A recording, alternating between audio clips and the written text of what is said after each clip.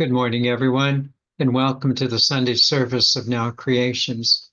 It's a joy to be with you today. Always to remind you that the most essential thing of life is what you have at the very center of your being, that conscious awareness of the God presence. It's always with you, and when you are with it, magic happens. That's our goal every day. Also nice to join just with you as spiritual friends in a spiritual community. Very important for us to do so. Only one announcement today, and that is that if you're able to join us, we very much welcome you to our What is Light Body presentation this evening from 6 to 7:30 p.m. Let's begin. My dear friends, one of the many joys that I see rising in you is that you are becoming more spiritual.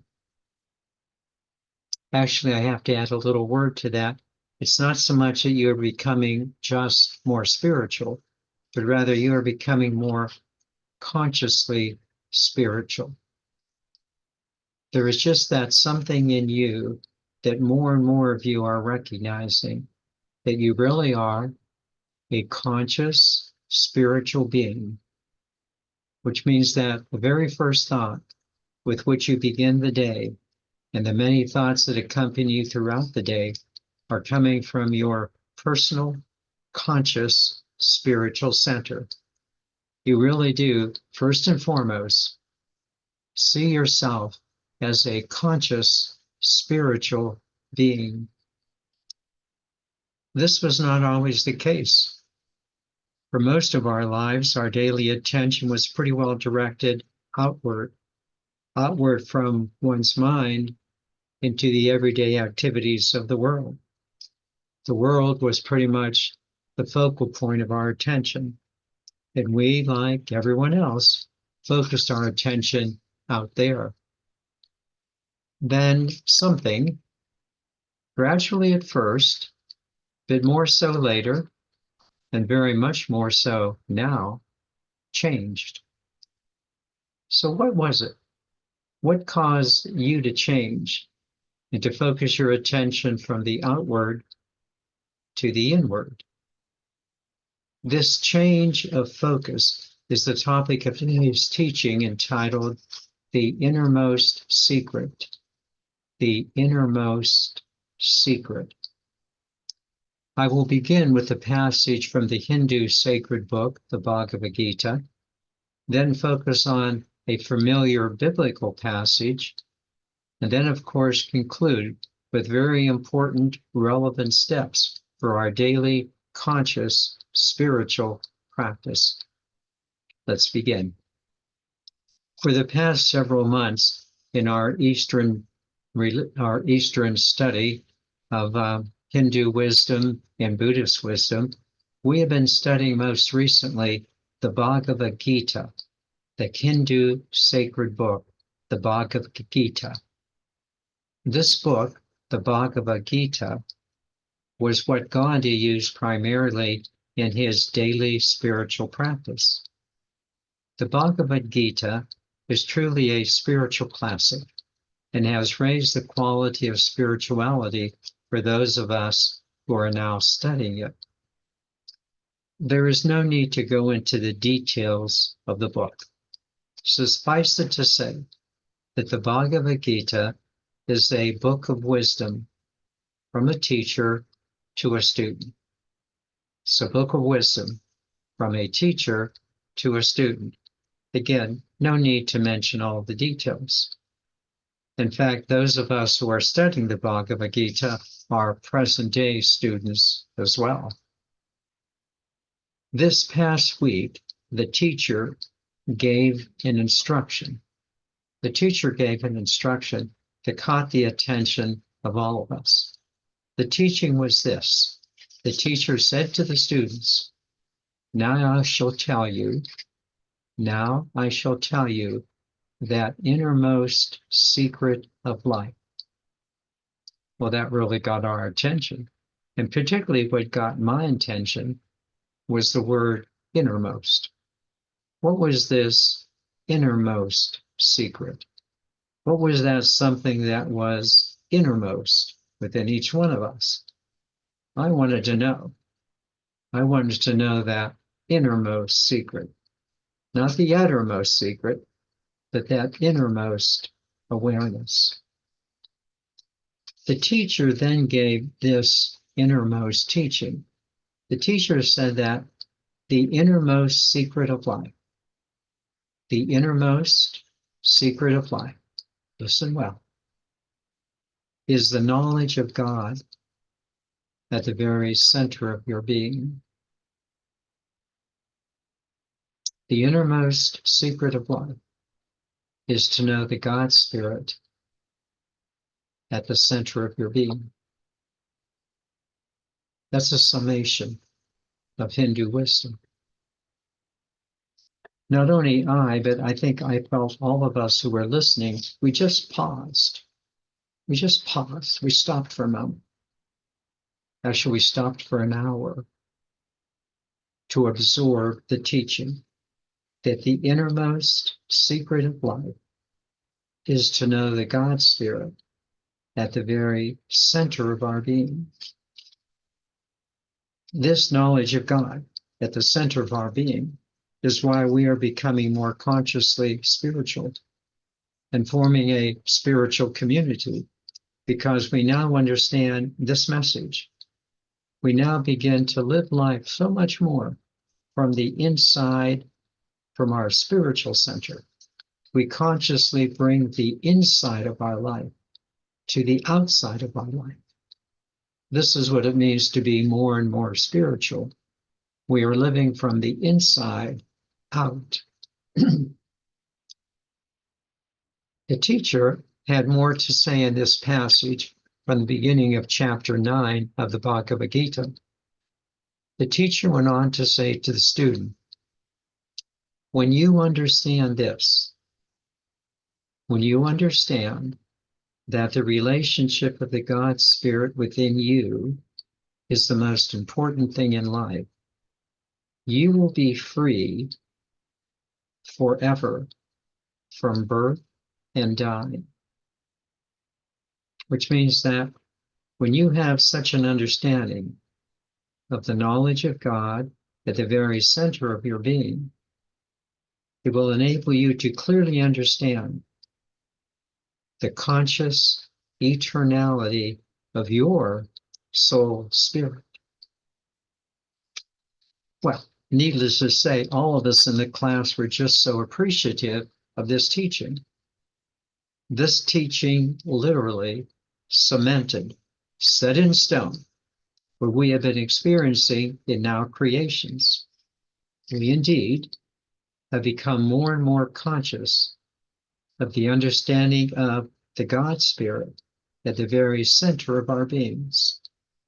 Each day, we begin by looking within and then proceed to look without. We live much more from the inside out. But there is much more to my experience of this passage from the Bhagavad Gita. What really struck me was the innermost secret. And why that word, those two words actually were put together, the innermost secret. The teacher said, I will tell you that innermost secret of life. And two things immediately came to my mind. First, not only I, but I think most of us, in a sense, have lived our lives, as I've mentioned, primarily in the past, from the outside in. We allowed what was going on outside of us, primarily our relationships, our jobs, our finances, social status. We allowed the outside things to determine pretty much what was going on inside of us. I think that most of us would agree that we initially, and for the greater part of our lives, we really did live from the outside in. And most people still do today. Most people perhaps even some of you, are still so caught up with what's going on outside of you, and it determines what goes on inside of you. Obviously, though, most of us, if not all of us, we've changed. Less and less does the outside determine our consciousness, but more and more, we really do live from the inside out. And this inner spiritual guidance has saved us from so many things that were in lower energy and have raised us into a much happier way of living. But what nagged at me was the question, what caused us to change in such a significant way? What made us change? It was this nagging question of what caused us to change that brought in the second observation to my mind. And it will be the substance for the remainder of today's teaching. This cause of change, to focus in our innermost being, has both an instructive component and a practical experiential component. Let's first address the instructive component. The instructive component begins with the first chapter of the book of Genesis, first chapter in the Bible, and also then includes the second. In the first two chapters of Genesis, there are two accounts, you might recall them. There are two accounts of the creation of us as human beings, the creation of man. You're probably more acquainted with the first account. You've heard the words many, many times. And God said, "Let us make man in our image and likeness." This passage is very familiar to many of us, that we are created in the image and likeness of God, that there is something within us that is of God, and that's the truth. All of a sudden, the teaching, however, from the Bhagavad Gita made a little more sense. Yes, the secret of life is knowing that God's Spirit, at the very center of our beings, for this is how we have been created. Makes perfect sense. And then the other familiar teachings of Plato and Jesus, they quickly came into my mind. You know Plato's teaching. The most important thing in life, the best thing you can do, is to know and become like the good. His word for God. And in my own personal life, that's what I most want to do. And I've always tried to do, to know and become like God, like the good. Well, a lot of people said, well, no one can become godlike. And then you have that teaching of Jesus. Be perfect as your heavenly Father is perfect. That really makes sense to me. When I apply these words of Jesus to the wisdom of Plato, and then to the teaching of the Bhagavad Gita, it is pretty clear to me that yes, you and I, right where we are right now, we are created in the image and likeness of God, and it's up to us to acknowledge our pedigree, quite a pedigree, and to live accordingly. Now, what I must say is that this is a lot easier to do now that we have ended the game of separation. Yet,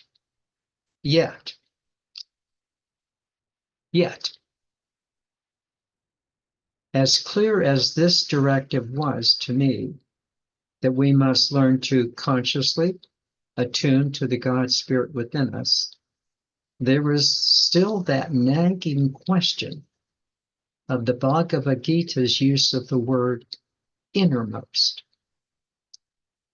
Why did the Bhagavad Gita say that the innermost secret of life is to know that we are of God? After pondering that question for a while, the light finally dawned on me. I needed to look at the second creation story of man in chapter 2 of Genesis. Listen closely. In this second account of creation, God, you might recall, is forming man out of the clay of the earth. And then, do you remember what follows? God breathes its spirit, the breath of life. God breathes its spirit into the lump of clay. And then the lump of clay becomes a living being. You see, it's one thing to say that man is created in the image and likeness of God, and that's true. But this knowledge is much more conceptual. It's more of an idea in your mind. We have heard this for years and years and years, but quite frankly, it didn't seem to make much of a difference. We kept on living from the outside in. But when the Bhagavad Gita talked about your innermost secret, and the Bible taught us about God breathing into us, things just made so much more sense. Yes, of course, we are created in the image and likeness of God, but more compelling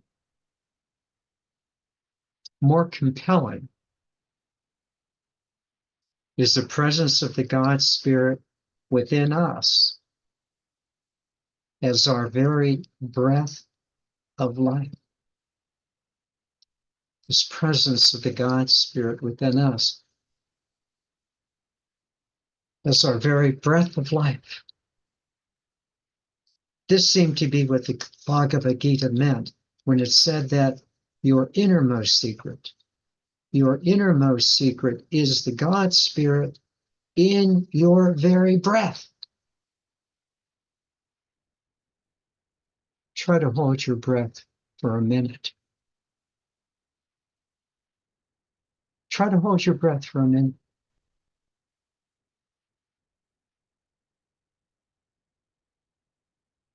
And all of a sudden you will understand that it is the breath. It is the passageway of the God Spirit into us. It's one thing to say in your mind that you are created in the image and likeness of God. But it's quite another thing to understand that in your very breath,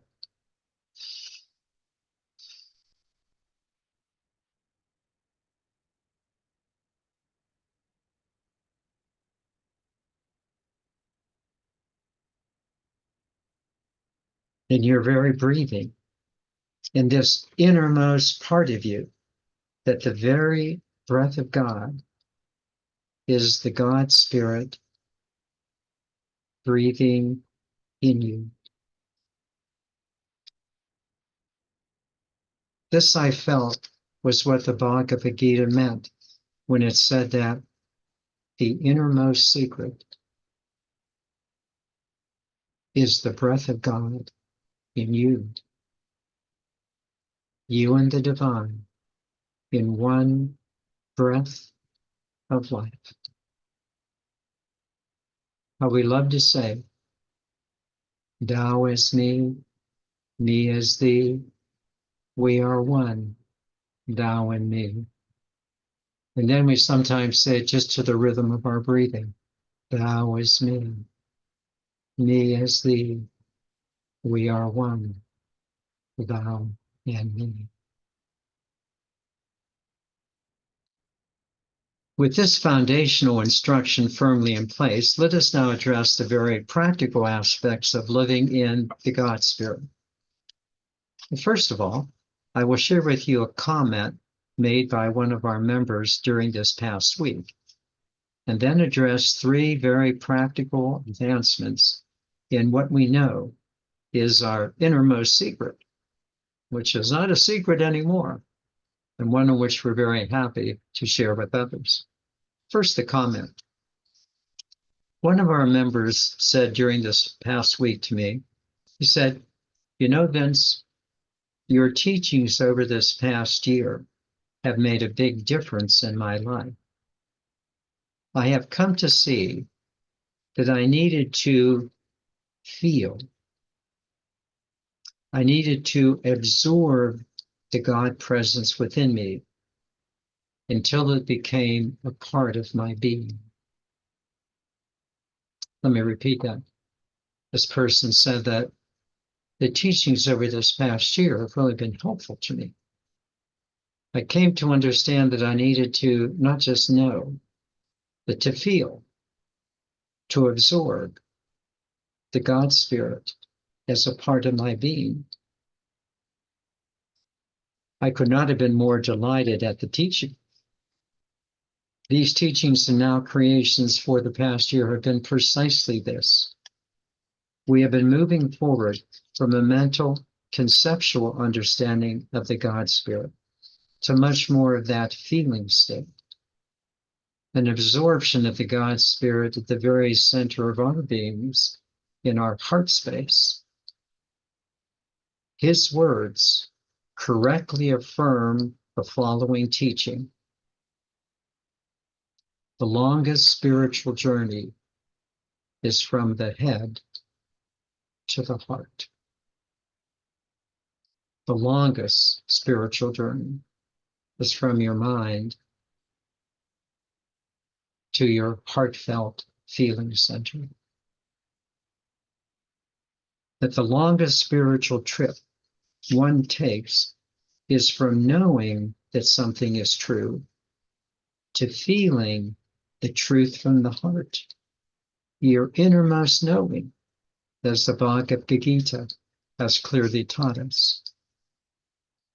With this example clearly in mind, with this example clearly in heart, let us now address these three teachings of our innermost wisdom. First, you are created in perfection. You have been created perfect from the very beginning. Your roots are in perfect soil, the very Spirit of God. Now listen closely. Even when you used your freedom, which is a quality of the God perfection, even when you used your freedom to dim your own God light, to play the temporary game of separation, you never lost the perfection within you. Because you have come to understand that even the game of separation was simply an experience in freedom. You have to understand this to get this. This experience in freedom does not deny your perfection, but actually it's an experience of your perfection. Just as now clearly experiencing your realignment has reinitiated your perfection. You were never in jeopardy of losing your perfection. You could not because, well, you didn't make yourself. You're in the image and likeness of God, even when it felt lousy. You just had to go a little deeper. and you have done so. You went further and further into your innermost being. And in your innermost being, consciously, therein you rediscovered that Spirit of God that you now joyfully proclaim, having ended the game of separation. Your perfection has never been lost. You cannot lose it because you're of God, created, came into being in that image and likeness. The second teaching. The second teaching refers back to the experience that our member had. He has grown over the past year because he has opened his heart and has been receptive of the energy placed within it.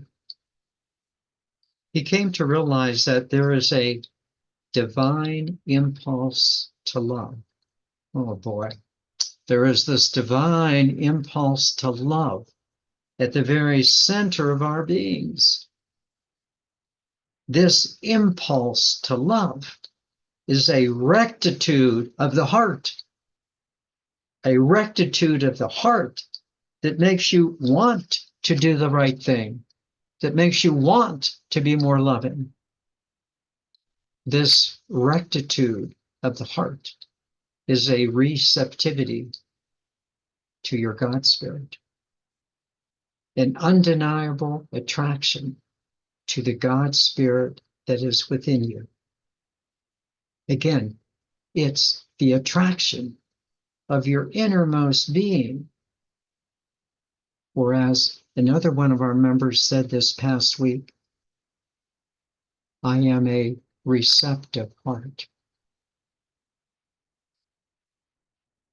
I am a receptive heart. Wow.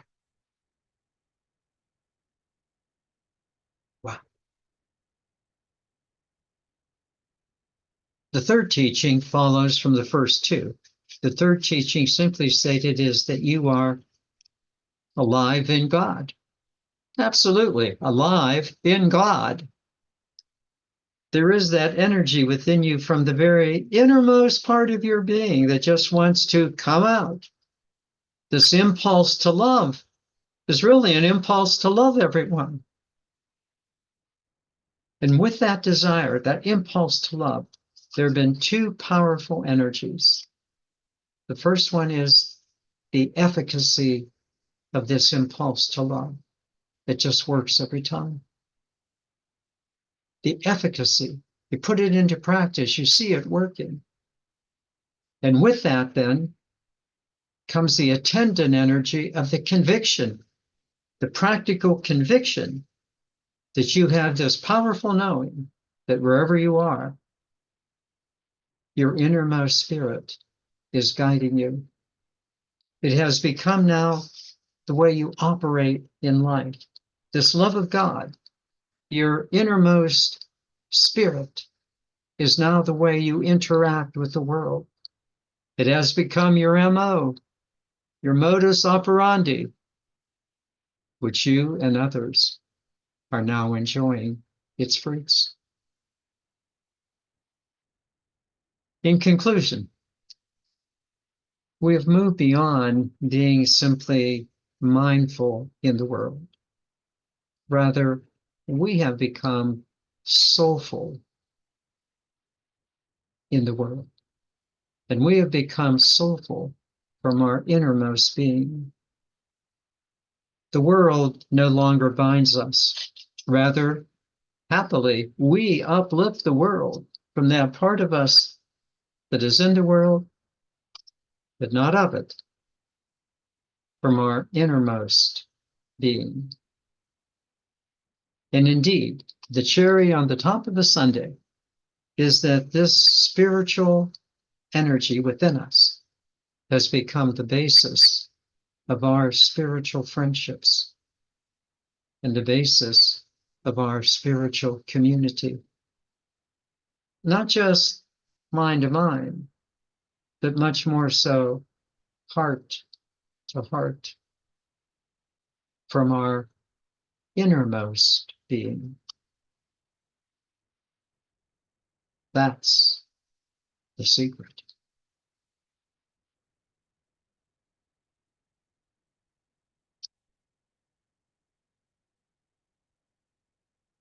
That's the secret.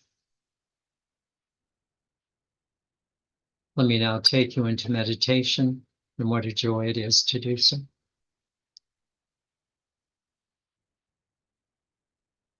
Let us begin now, as we normally do, by taking a breath or two. Nice, easy breathing.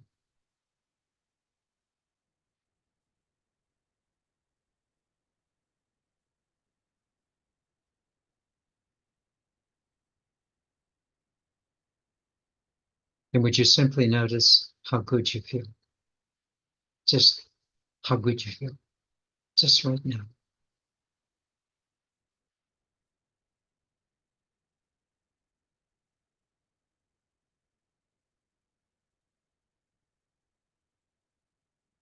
Again, notice how good you feel.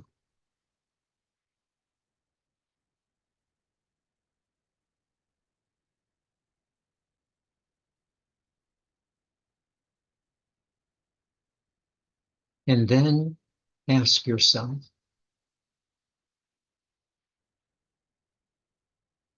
why do you feel so good? Just right at this moment, why do you feel so good?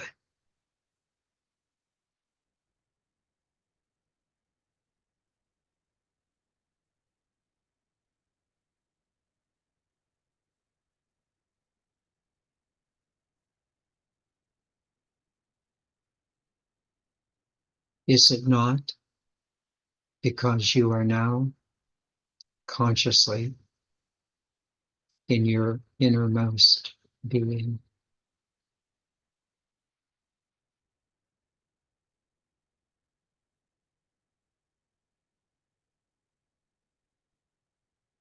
You have to make the connection. Why you feel so good right now is because you are consciously in your innermost being, the God Spirit.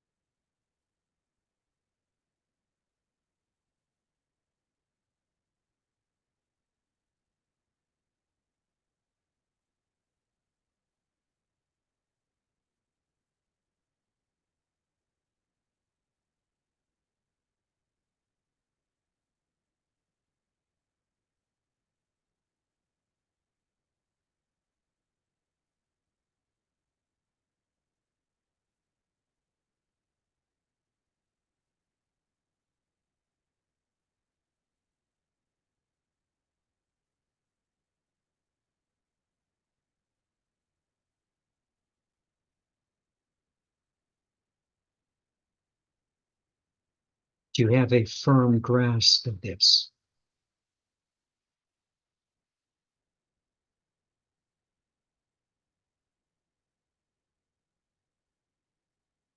That is your innermost being.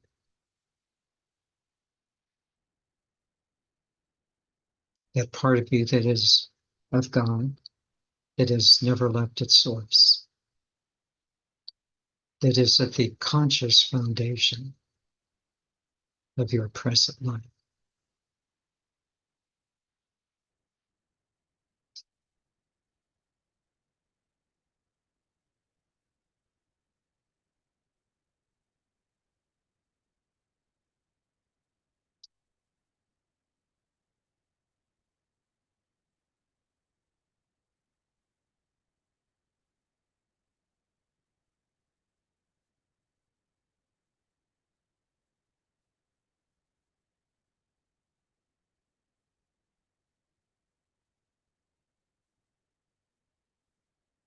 Either it is or it isn't.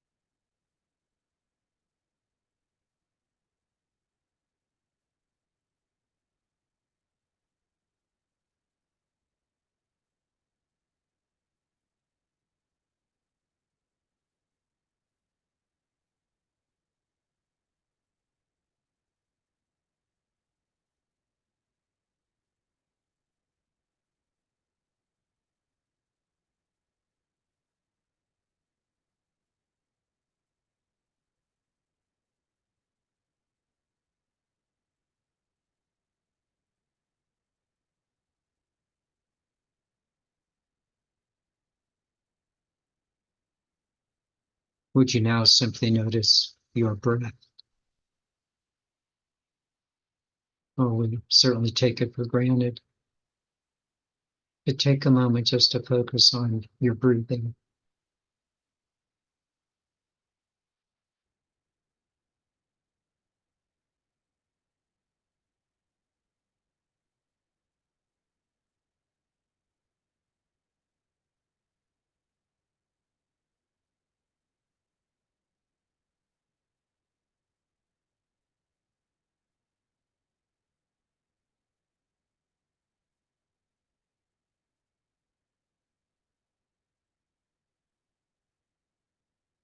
Sometime today, see if you can hold your breath for a minute, or maybe a minute and a half, maybe.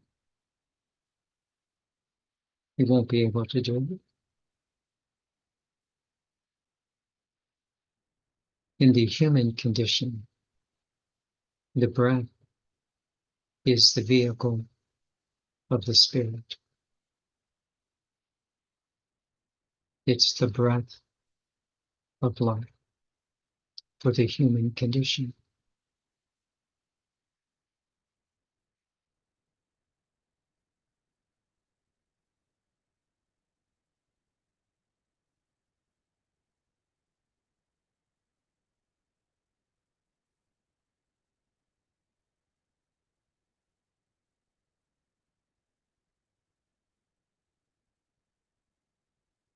The Hindus have a word for it. They call it prana, Prana, prana, the life force for the human condition.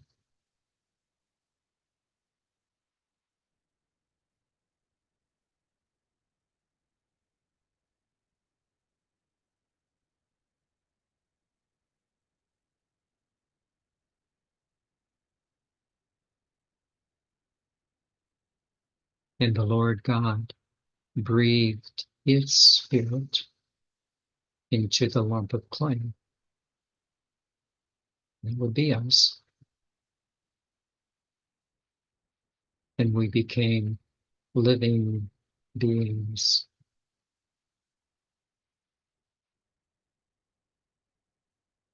In the image and likeness of the divine.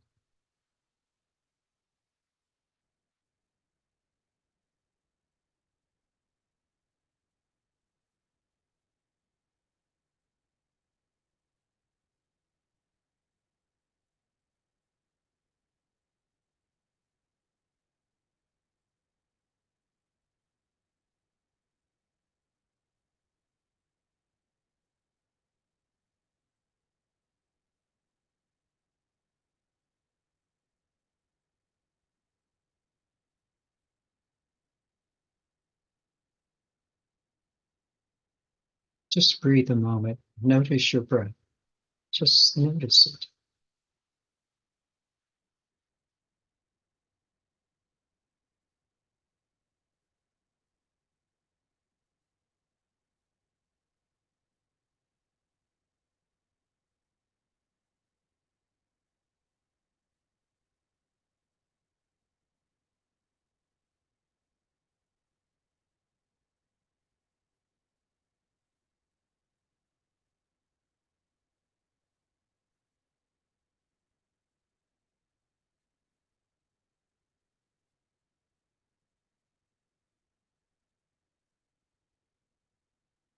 On our website, under special meditations, the very last one is called the Breath of God.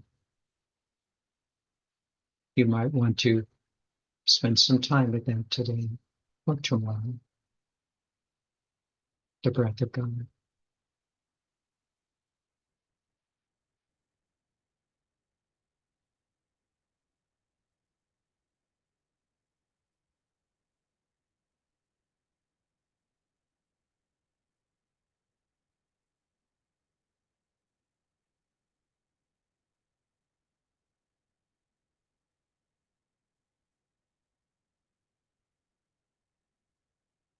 Now, the major point of today's teaching and meditation.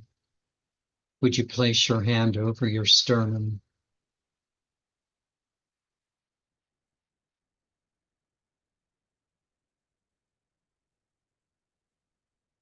And would you feel the breath?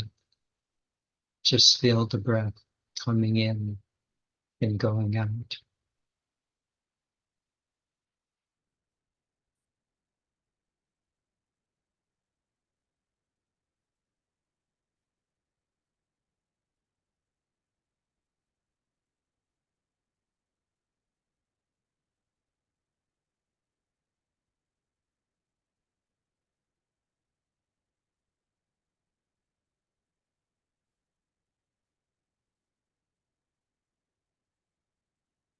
This is your conscious innermost secret. Focus on these words. Your conscious innermost secret.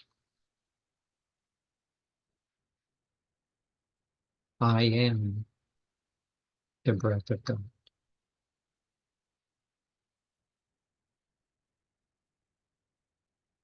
I breathe in the breath of life, and I express it so beautifully.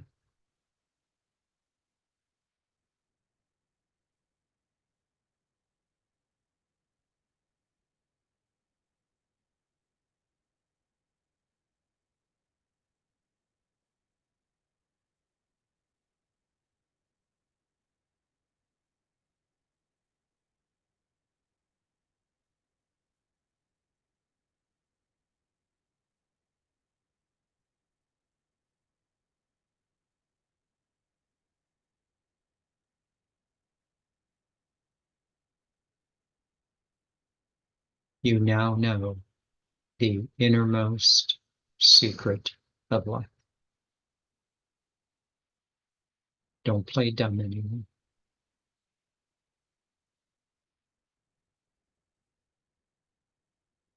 You know the innermost secret foundation, base of life.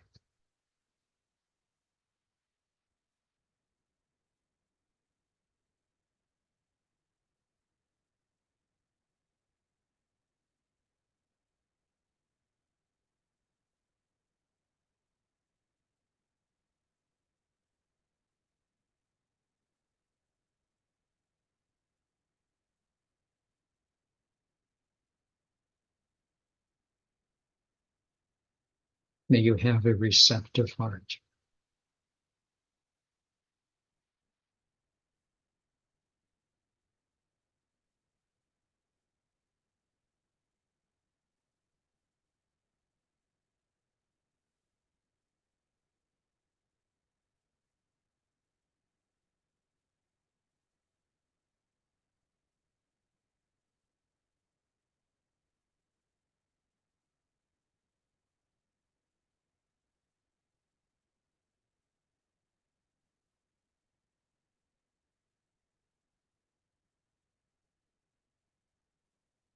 Let me invite you now to return to the rhythm of your breathing.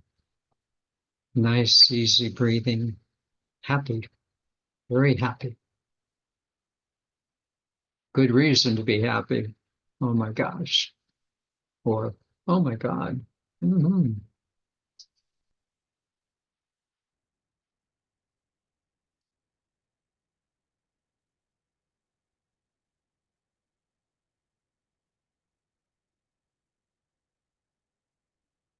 And with that, let me invite you to gently breathe your eyes open.